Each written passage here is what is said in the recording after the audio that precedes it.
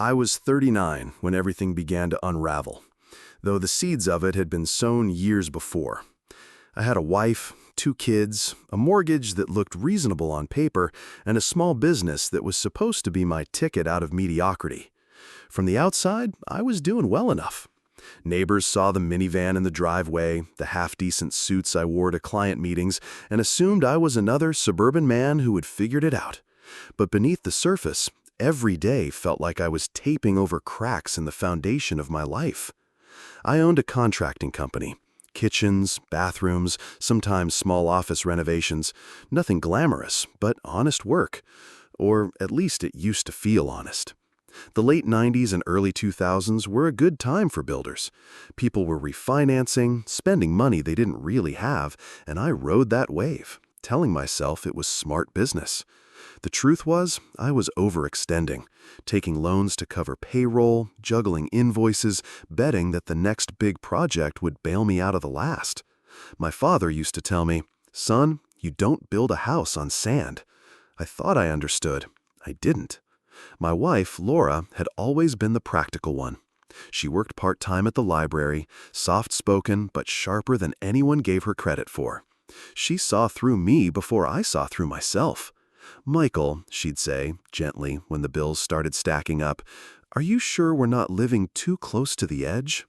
I'd kiss her forehead, assure her everything was under control, and walk out the door with a stomach full of acid. Pride is a funny thing. It makes you deaf to wisdom when the person offering it loves you most. And then there were my kids, Ethan, 12, and Claire, 9. Ethan had just discovered basketball, dribbling around the cul-de-sac until dark, convinced he'd make the school team. Claire, always with paint on her hands, forever creating something beautiful out of nothing. I looked at them and thought, whatever it takes, I'll provide. But providing doesn't always mean buying new shoes or paint sets. Sometimes it means telling the truth. That was the part I wasn't ready for. The first big hit came from a client who stiffed me on a project, $27,000 for a remodel that nearly broke my crew's backs. I trusted him because he was a friend of a friend. No contract ironclad enough, no lawyer fast enough. Just like that, a quarter of my working capital evaporated. I told the guys I'd make payroll, and I did, but only by maxing out the last credit line the bank was willing to give me. At night, I lay in bed listening to Laura breathe, praying she wouldn't wake and ask questions I couldn't answer. Money problems have a way of bleeding into every corner of your life. Dinners grew quieter. I snapped at the kids for leaving lights on. I stopped answering calls from unknown numbers. There was this constant hum in my chest, like I was standing too close to a transformer, and no matter what I did, I couldn't step back. But on the outside, I played the role. Clients saw confidence, neighbors saw stability. Even Laura, God bless her, saw a husband doing his best. Only I knew the truth. I was a man sprinting on a treadmill that was about to throw him face first into the wall. The breaking point came one chilly November evening. I'd just gotten off the phone with the bank manager, polite, professional, and utterly clear. No more extensions, no more credit. Payments due in 30 A's. I sat in my truck outside the house, watching the warm glow from our living room window, listening to the laughter of my kids inside. For a moment, I thought about just driving, heading west until the gas ran out, starting over as someone else. But then Claire's face pressed against the window, her little hand waving, and I knew I couldn't run. I was trapped in the life I'd built, for better or worse. That night, when Laura asked if everything was all right, I lied again. "Just tired," I said. She looked at me for a long moment, her eyes searching mine, and then she nodded. I turned away, ashamed, but not enough to stop. Not yet. If I'd known what was coming, the humiliation, the betrayals, the near loss of everything, I might have broken down right there. But in some twisted way, I'm glad I didn't, because what followed, as brutal as it was, became the crucible that burned away the man I thought I was and forged someone new. When people talk about financial ruin, they make it sound like a single event, a crash, a moment when the floor falls out beneath you. But in my experience, it was a series of small collapses, one after the other, like dominoes tumbling. Each one seemed survivable on its own, but together they built an avalanche I couldn't outrun.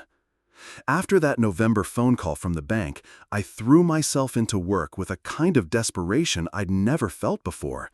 I took every job I could find, no matter how small. A leaking roof here, a bathroom patch-up there. I told myself volume would save me. More projects meant more money. But the math didn't work. The overhead of juggling 10 small jobs was worse than landing one good one. My crew noticed my frantic energy, the way I pushed them harder, cut corners on materials, demanded longer hours. They didn't complain much at first. Construction guys are tough, and most of them had been with me for years. But I could feel the trust wearing thin. Loyalty stretches, then snaps. There was one man in particular, Frank, mid-40s, wiry, sharp-eyed. He'd been my foreman for 6 years, practically running the day-to-day on-site so I could focus on clients. Frank was the kind of guy who could spot a crooked stud from across the room and who kept the younger guys in line without raising his voice. He also knew me better than anyone else in the business. One evening, after we wrapped up a kitchen install in a house that smelled of fresh paint and desperation, he pulled me aside. "Mike," he said, wiping his hands on a rag, "level with me. Are we okay?" I forced a laugh. "Define okay?" "You know what I mean. The jobs, the checks. You're late on supplies again. Guys are talking." That hit me harder than I expected. What are they saying? They're worried. Payroll's on time, for now, but if you're running on fumes, you need to tell me. I can't keep morale up if they think the ship's sinking.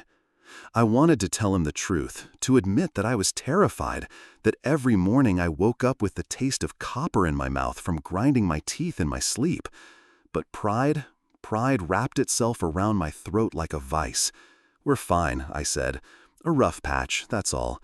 Big contract coming through next month." He didn't look convinced, but he nodded. "All right, just don't lie to me, Mike. You can lie to clients if you have to, but not to me." Those words stuck like a thorn. I'd already been lying to Laura, to myself, and now to Frank. And once you start, it gets easier, like slipping down a slope you don't realize is icy until you're on your back. December rolled in, and with it the cold reality of bills stacked on the kitchen counter.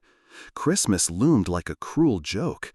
Laura asked if we should scale back gifts for the kids. I snapped at her, said we'd manage, that we wouldn't ruin their holiday. But managing meant using one credit card to pay off another, borrowing from tomorrow to buy peace today.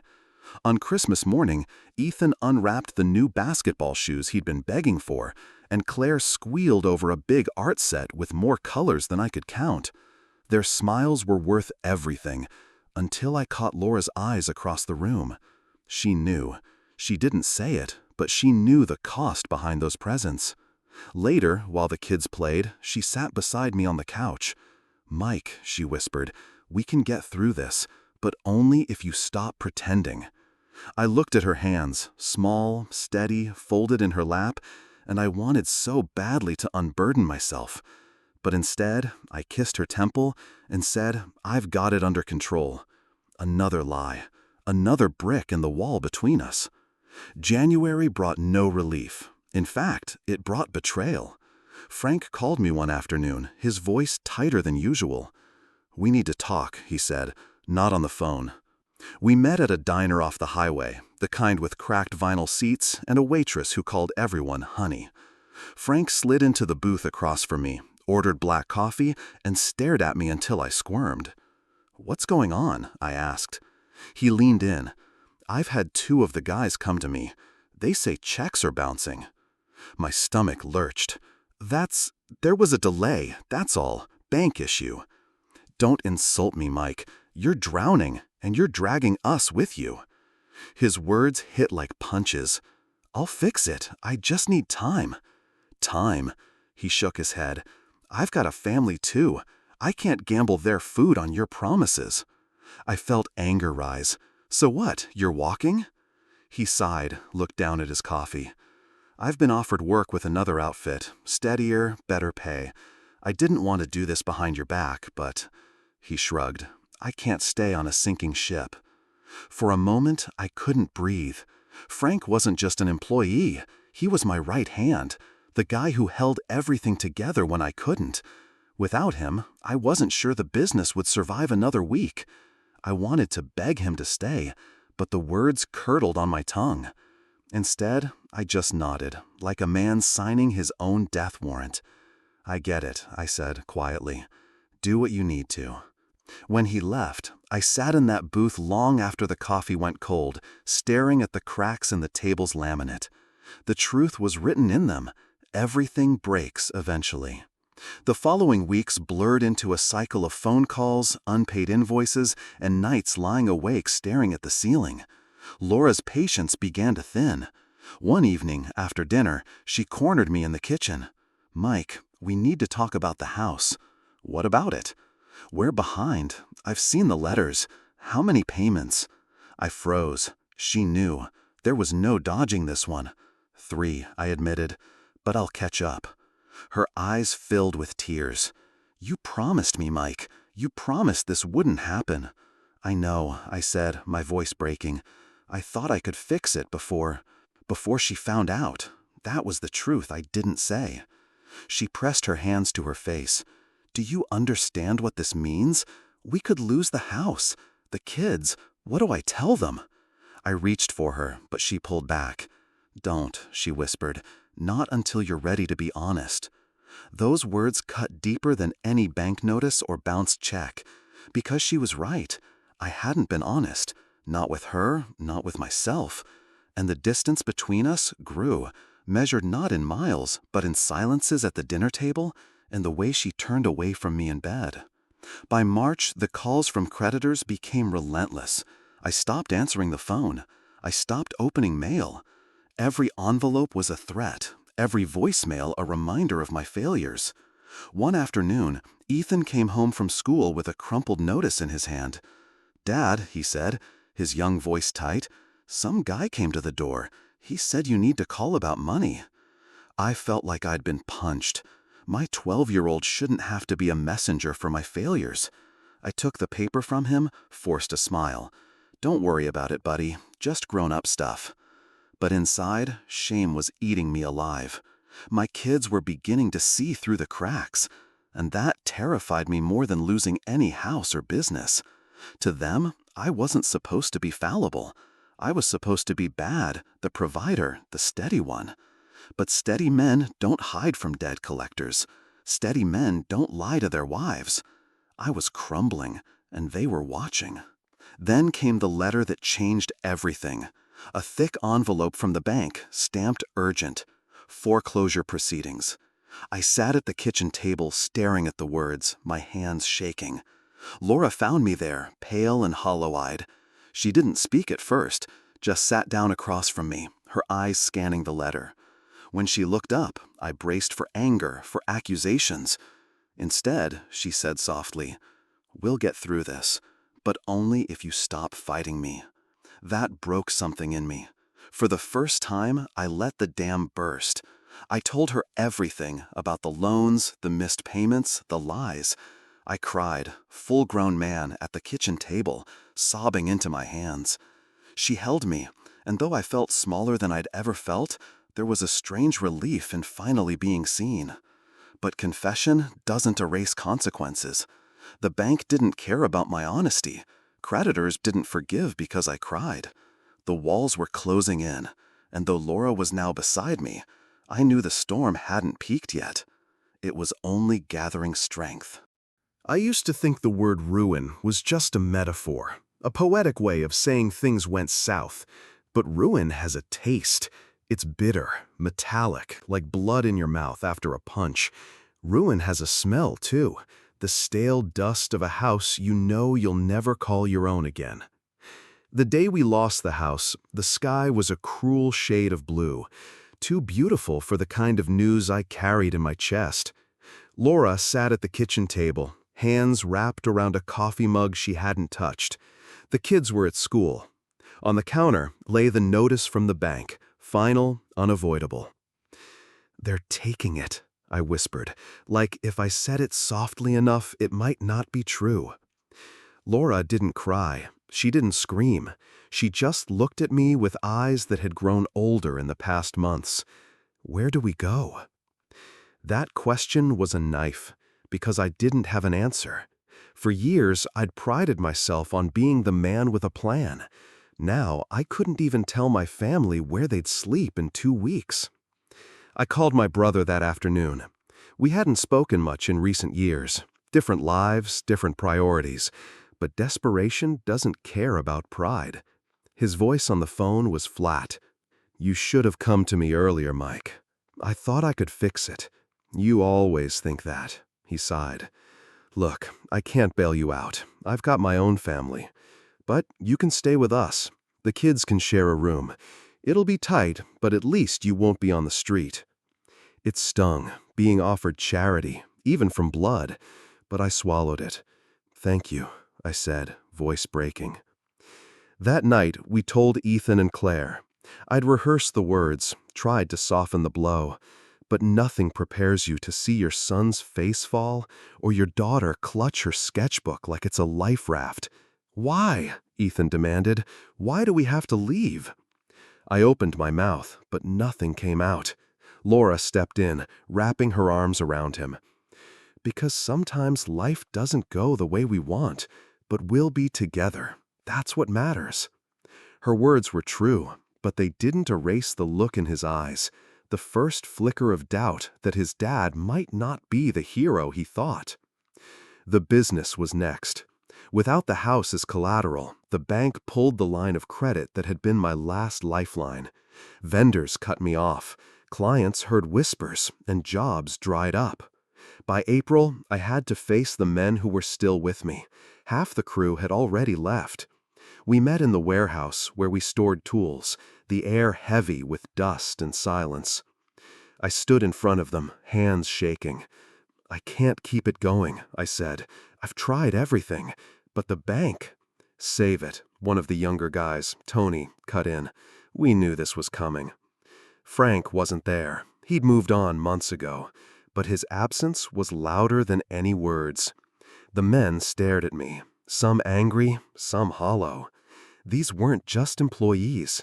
They were fathers, husbands, men who had trusted me, and I had failed them. One by one, they walked out. No shouting, no fists, just the quiet sound of boots on concrete, leaving me alone in the cavernous space. I sank onto a stack of lumber and pressed my palms into my eyes until I saw stars. Everything I'd built was gone. The betrayal came 2 weeks later. I was downtown, papers in hand, trying to negotiate some kind of settlement with a supplier I still owed. As I walked past the diner where Frank and I had once met, I spotted him through the window. He was laughing with a man I recognized, a developer who'd once promised me a lucrative contract, only to ghost me when I needed it most. Curiosity, or maybe masochism, pulled me inside. Frank looked up, surprise flashing across his face. "Mike," he said, standing halfway before thinking better of it. I glanced at the developer, then back at Frank. "You're working with him?" Frank's jaw tightened. "Yeah, it's business." "Business?" My voice cracked. "After everything? After all the years you had my back?" He sighed. "I had your back as long as you had a business to run. But you were going down, Mike. I couldn't go down with you." I stared at him, feeling the room tilt. "You could have told me," he said quietly. "You just didn't listen." That hurt more than the betrayal itself, because deep down, I knew he was right. I walked out, without another word, the bell above the diner door jangling like a cruel laugh. Outside, the city moved on, oblivious to the man unraveling on its sidewalk. By May, we were living in my brother's cramped house, our belongings stacked in boxes along the garage wall. Ethan barely spoke to me. Claire drew pictures of houses, bright, cheerful homes with gardens and sunlight, like she was trying to paint her way back to what we'd lost. One night, I sat alone in the garage, staring at those boxes. Every cardboard edge felt like an accusation. You had all this, and you lost it. And for the first time in my life, I considered giving up completely, just walking away, disappearing. Maybe they'd be better off without me dragging them down. But then I heard a sound, soft footsteps, the creak of the garage door. Claire, in her pajamas, clutching her sketchbook.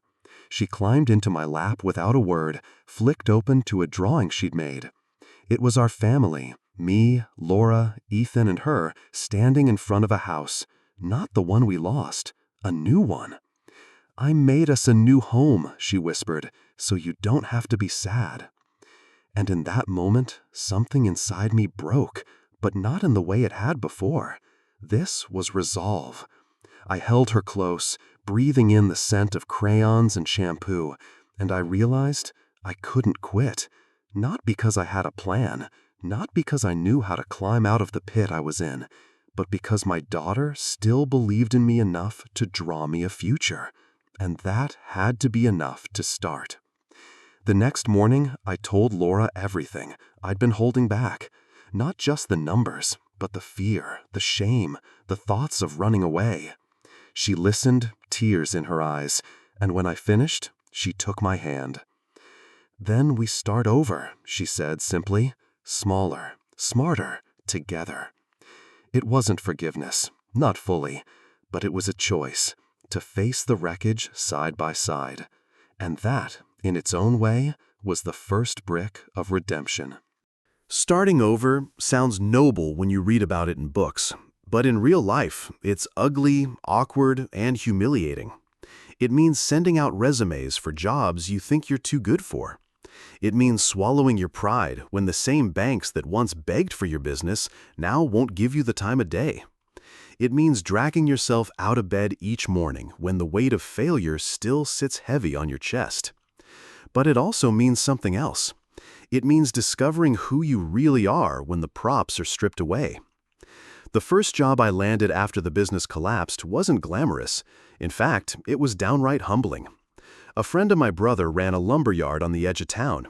He knew my situation, and he offered me part-time work, loading trucks, stacking boards, sweeping sawdust.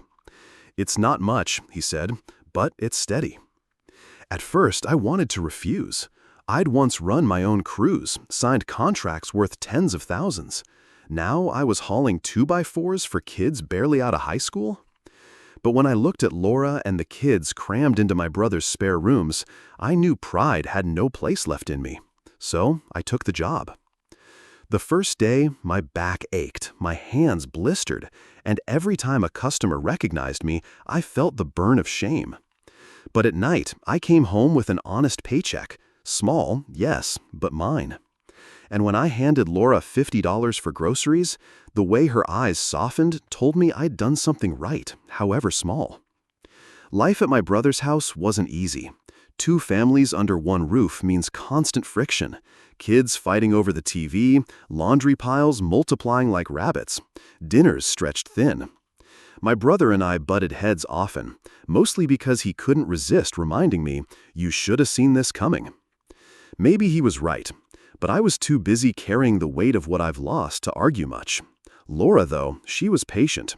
Not endlessly patient, but patient enough. She worked extra shifts at the library, managed the chaos of 4 kids under one roof, and still found ways to keep us tethered. One night, after the kids were asleep, she sat with me on the porch. The air was cool, carrying the scent of cut grass. "You're different," she said softly. "Different how?" "Lighter.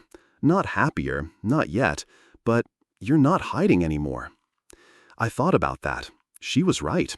For the first time in years, I wasn't spinning lies. Everyone knew where we stood. There was no pretending, no facade. And as strange as it sounds, there was a kind of peace in that. Still, shame is a stubborn shadow. It clung to me when I went to church on Sundays, when I bumped into old clients at the grocery store, when Ethan looked at me with eyes that asked questions he didn't voice. One evening, after another long day at the yard, I found him shooting hoops in the driveway. The ball thudded against the pavement, echoing in the dusky air. "Mind if I join?" I asked. He shrugged, handed me the ball. I missed my first shot, badly, and he smirked. "You're rusty." "Always was," I admitted. We played in silence for a while, the ball bouncing between us. Finally, I said, "I know I let you down." He froze, the ball in his hands. "Dad, no, let me say this. You deserved better than the mess I made. I was too proud to admit I was in trouble, and it cost us. It cost you. I'm sorry." He dribbled slowly, eyes on the ground. For a long moment, I thought he wouldn't answer. Then he said, "I don't care about the house, Dad. I just want you to be here." Those words nearly undid me. I reached out, pulled him close, and for the first time in months, I felt like maybe, just maybe, I still had a shot at being the father he needed. Summer came, and with it a rhythm. Work at the yard during the day, family crammed into tight quarters at night. And little by little, the sting of failure dulled. Not disappeared, never disappeared, but dulled enough that I could think beyond survival. I started picking up odd jobs on weekends, fixing decks, patching drywall, small repairs for neighbors who remembered I had a knack for that kind of thing. I charged modestly, sometimes too modestly, but word spread. People liked that I showed up on time, worked hard, and didn't overpromise. It wasn't a business, not yet, but it was something. Laura noticed. "You're coming back to life," she said one evening as I scrubbed paint off my hands. "Maybe," I said, "but I'm not making the same mistakes again. No loans, no debt. If I can't pay cash for supplies, I don't take the job." She smiled, and for the first time in years, it reached her eyes. In September, we moved out of my brother's house into a small rental. Nothing fancy, 2 bedrooms, peeling paint on the porch, but it was ours. The day we carried boxes in, Claire ran from room to room, declaring which corner would be her studio. Ethan claimed the tiny patch of grass out back as his court. And Laura, standing in the doorway, squeezed my hand. "It's not much," she whispered. "It's enough," I said, and I meant it. Of course, life doesn't tie itself up neatly. I still owed money I couldn't pay back. Old clients still remembered when I'd failed them. And one afternoon, I ran into Frank at the hardware store. He looked good, confident, clean shirt, new crew in tow. "Mike," he said, nodding. "Frank." An awkward pause stretched between us. Finally, he said, "I heard you're back at it, small stuff." "Yeah," I replied. "Keeping it simple this time." He studied me for a moment, then said, "Good. You were always a decent guy, Mike. Just overreached." I wanted to argue, to defend myself. But instead, I just nodded. Yeah, I did. He left, and though part of me still ached at the way he'd walked away when I needed him most, another part realized he'd been right to. In the end, it wasn't his job to save me. It was mine. By the following year, I had built a steady rhythm of work, still small jobs, but consistent. The kids had settled into new schools, Laura and I into a simpler way of living. We budgeted tightly, celebrated small victories, and for the first time in a long time, I felt present. One evening, sitting at our rickety kitchen table, Laura said, "Do you realize we haven't used a credit card in 6 months?" I laughed. That might be a record. "It feels good," she said, her voice soft. "Like we're free." I thought about that word, free. We had less than we ever had, yet I'd never felt lighter. Because freedom, I realized, isn't about having everything. It's about no longer being chained to lies. The real redemption came quietly, on an ordinary day. I was fixing a neighbor's porch railing, sweat dripping down my back, when Claire came running up with a drawing. "Daddy," she said breathlessly, "I made us a new house again." I took the paper. It showed a small house, not grand, not fancy, just like the one we were in, and all of us standing in front of it, smiling. "It's perfect," I said, my throat tight. Because it was. I didn't need the big contracts, the fancy truck, the illusion of success. What I needed was right there in crayon. My family, a roof over our heads, and a life built honestly this time. And in that moment, I knew I wasn't ruined. I was redeemed. Looking back now, years later, I sometimes wonder if losing everything was the best thing that ever happened to me. That sounds strange, maybe even foolish, but it's true. Because ruin stripped away the illusions I clung to. It showed me who I really was and who I wasn't. When I was younger, I thought being a man meant providing at all costs. Big house, steady business, shiny truck in the driveway, that was my proof. I confused image with worth. I thought if people saw me as successful, then I was. And when the cracks started showing, I patched them with lies and debt, trying to hold together a version of myself that wasn't real. But here's the thing about lies. They don't just fool others. They trap you. They build walls between you and the people who love you most. I lost years of honest conversation with Laura because I was too proud to admit weakness. I let my son see me as distant and distracted instead of present. I nearly walked away from everything because I couldn't bear the thought of being less than the man I'd pretended to be. And yet, when the house was gone, when the business collapsed, when the mask finally shattered, something unexpected happened. My wife stayed. My kids still loved me. My daughter drew me pictures of homes we didn't have yet, because in her eyes, we still had everything that mattered. That's redemption. Not some dramatic comeback where I rebuilt a bigger empire, but the quiet discovery that love survives failure. That family, at its core, doesn't need square footage or bank balances. It needs honesty, presence, and persistence. If I could speak to the man I was then, the one lying in bed at night with panic pounding in his chest, I'd tell him this: you are not the sum of your debts. You are not the value of your contracts or the car in your driveway. You are the man your children see when you show up, even broken. You are the husband who earns trust, not by being perfect, but by being truthful. Financial ruin is terrifying, yes, but it's survivable. What isn't survivable, at least not without scarring everyone around you, is living a lie. I learned the hard way that resilience isn't about never falling. It's about what you do after the fall. Do you stay down, or do you stand up, even if your knees shake? Do you cling to pride, or do you let humility rebuild you from the inside out? For me, redemption wasn't one big moment. It was dozens of small ones. The first honest paycheck from the lumberyard. The first time Laura smiled at me without sadness in her eyes. The first game of basketball where Ethan and I just laughed together, not as a father proving himself, but as two people sharing time. The first drawing Claire handed me of a home that looked a lot like the modest rental we eventually made our own.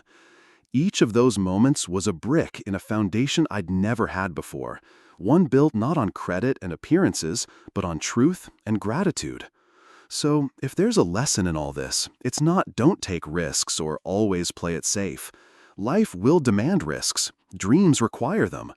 The lesson is this: don't build your identity on fragile things. Money can vanish, houses can be taken, businesses can collapse overnight.